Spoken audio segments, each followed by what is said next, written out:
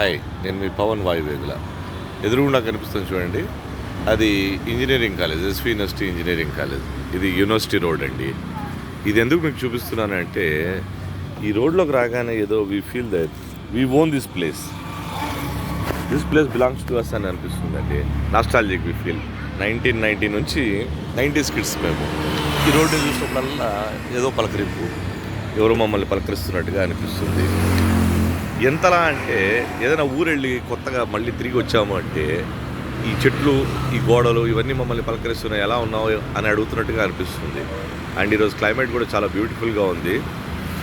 చినుకులు పడ్డాయి పొద్దునే, రాత్రంతా వర్షం కురిసినట్టుగా ఉంది. ఇంకా తడి ఆరలేదు. 8 అవుతుందండి, అయినా కూడా మబ్బులు వేస్తున్నాయి. సో ఇలాంటి క్లైమేట్ చూసినప్పుడు మనలోని భావుకత అనేది బయటకు వస్తుంది అనమాట.